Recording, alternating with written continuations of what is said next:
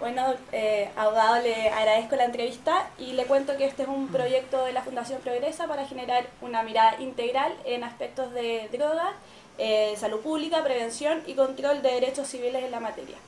Este es un proyecto cofinanciado con el Open Society y quería pedirle que partiéramos presentándose. Bueno, yo soy Jean-Pierre Matu, soy doctor en Derecho, tengo estudios postdoctorales en Alemania, he sido profesor de la Universidad de Talca durante casi 15, más de 15 años y ahora soy profesor titular de Derecho Penal de la Universidad de Chile. Bueno, según datos del SENDA, el consumo en nivel escolar en la población chilena es cada vez más alta. No ha aumentado mucho cada año, pero siempre va subiendo. Según estos datos que contamos, ¿cree que las políticas públicas en materia de drogas han sido efectivas en el país? Bueno, en cuanto a las políticas públicas en materia de drogas, lo que hay que tener claro es que nosotros no vivimos en un país aislado. Y entonces la mayor o menor efectividad de una u otra tienen que ver también con nuestra mayor o menor relación con el mundo. Y en esta materia muy especial existe una regulación internacional a la cual Chile se acopla y instituciones de carácter internacional que capacitan, dan asesoría, presentan, ofrecen medios para la implementación de las políticas que se llevan a cabo. Así que en general, desde la primera parte de la pregunta, si las políticas públicas chilenas, es una pregunta que no se puede responder solo por Chile porque no es una situación aislada. O sea, el tipo de enfoque respecto al tratamiento de drogas que hay en Chile es básicamente el mismo que hay en casi todo el mundo occidental. Incluso en Chile, por decirlo así, hasta la incorporación de la marihuana en la lista número 1, o sea, como una sustancia que provoca grave dependencia física o grave daño a la salud, eh, la regulación chilena se podía considerar relativamente muy liberal en comparación con los requerimientos de los organismos internacionales con los cuales Chile se relaciona. Ahora, el consumo en los colegios en particular en Chile, por las estadísticas que se conocen, existe cierto tipo de droga, el consumo es relativamente bajo, afortunadamente. Y en otras un poquito superior, pero la pregunta que uno se tiene que hacer es y la pregunta que se hace desde el punto de vista de las políticas, es ¿qué pasaría si no existieran estas políticas? Eh, si tendríamos más o menor consumo. Y entonces uno quizás lo debería comparar con el consumo de alcohol, que tiene una política pública bastante más liberal en el sentido de que se permite con menos restricciones y es más o menos claro que el consumo de alcohol es una gran preocupación respecto de los adolescentes hoy en día. Y respecto a las personas adictas a las drogas o marihuana en general, las drogas, ¿cree que el Estado es el que debería hacerse cargo de estas personas? La cuestión que se presenta sobre la adicción desde el punto de vista liberal es, puede decir, ingenua cuando se cree que las personas que consumen droga siempre son libres para tomar esa decisión. Eso es relativamente falso. Desde luego, en los menores de edad, los grados de libertad son discutibles, sobre todo cuando se les ofrecen en contextos de manifestaciones sociales o se les regalan para que prueben, en contextos de promoción indirecta a través de fiestas, etcétera. No, los grados de libertad de los menores de edad para comprender los efectos en su vida futura de lo que están haciendo ahora no son tan elevados como uno quisiera o como pretende la posición liberal, podríamos llamar ingenua. En los adultos sucede exactamente lo mismo. En los adultos uno puede suponer que las primeras veces que se consumen ciertas sustancias los grados de libertad son mayores que en los menores de edad. Pero una vez que las personas sufren una adicción, la característica de la adicción es que se superpone a la voluntad. Es decir, las personas no son completamente libres.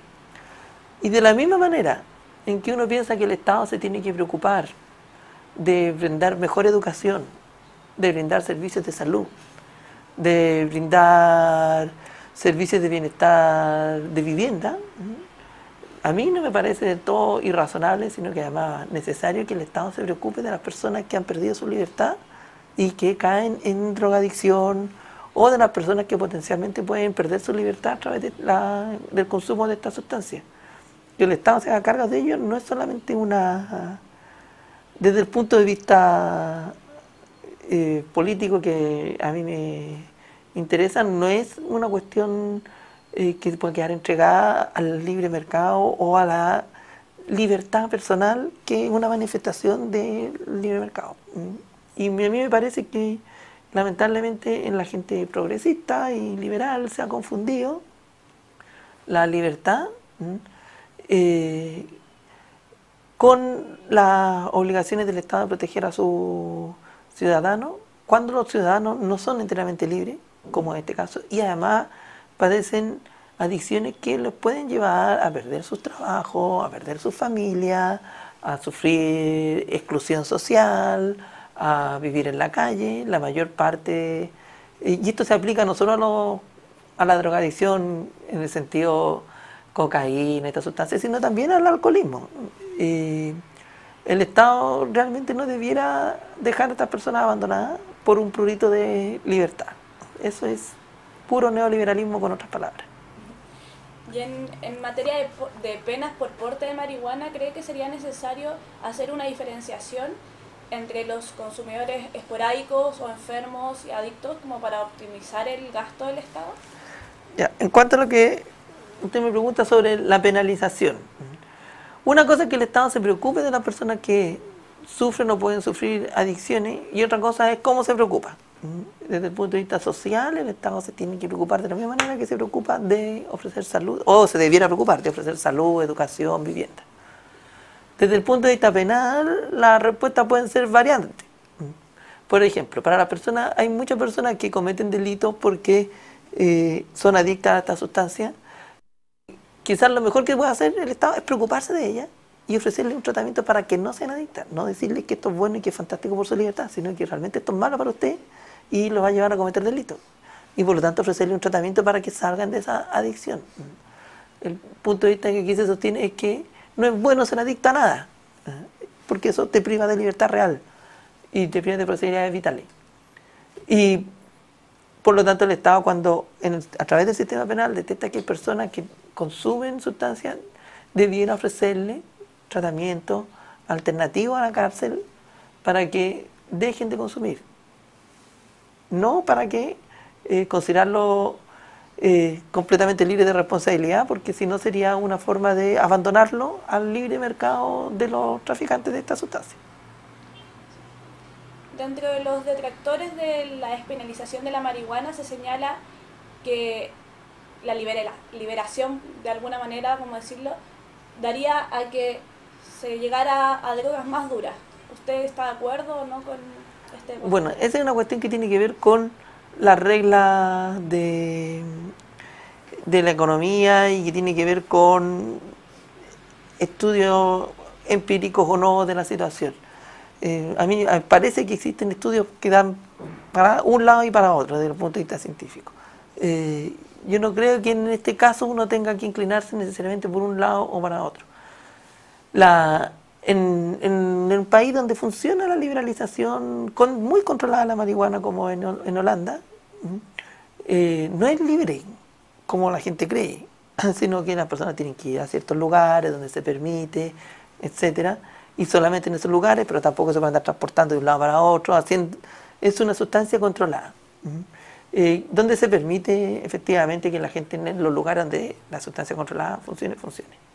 Entre nosotros, la legislación desde antiguo ha establecido que el consumo no es delito, y lo cual me parece una regla razonable, que el consumo privado. Y por eso, por ejemplo, nosotros tenemos escrito desde el punto de vista puramente técnico penal que si una persona que consume no comete delitos si lo hace en su casa, ni una falta de ninguna manera, no se le puede condenar por llevar las sustancias que va a consumir. ¿Por qué? Si no, es decirle, le permito consumir y al mismo tiempo no le permito. Otra cosa distinta es cuando se transportan para vender o para traspasarse a otras personas, porque eso no está permitido. Lo que está permitido es consumir privadamente. Y lo que aquí se sostiene, lo que nosotros sostenemos en nuestros textos escritos, que hemos escrito como 5 libros sobre esta materia, es que ese caso no es sancionado en Chile y muchos tribunales adoptan esta doctrina, y cuando se les presenta a personas que son claramente consumidores y están portando sustancias que solo para su consumo personal y próximo en el tiempo, los tribunales tienden a considerarlo que no han cometido falta alguna y se liberan. Esa es la regla general sobre el consumo personal. De eso no se discute. Lo que se discute es, vamos a permitir que la gente pueda consumir directamente en la calle, pueda andar con mucho más que un par de pitos, como dicen, o vamos a permitir una mayor liberalización de la marihuana para el consumo médico, por ejemplo, etcétera. Bueno, en la ley chilena, sí, ciertos estupefacientes o sustancias psicotrópicas se recetan para consumo médico, como puede ser un derivado del THC, que es el agente activo de la marihuana, y esto se fabrica con las licencias correspondientes, se permite. O sea, en Chile no se prohíbe el uso médico de las sustancias estupefacientes. Lo que se prohíbe es el consumo en grupo, el tráfico para el lucro personal, la entrega sin ninguna finalidad médica. Eso es lo que está prohibido.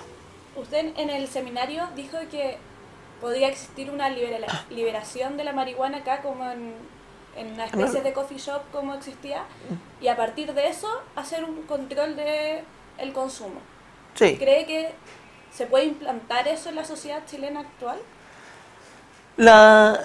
Lo que yo creo que es lo que nos permiten los tratados internacionales en este momento, porque a menos que se denuncien los tratados que existen, no se puede eliminar la penalización como está ahora.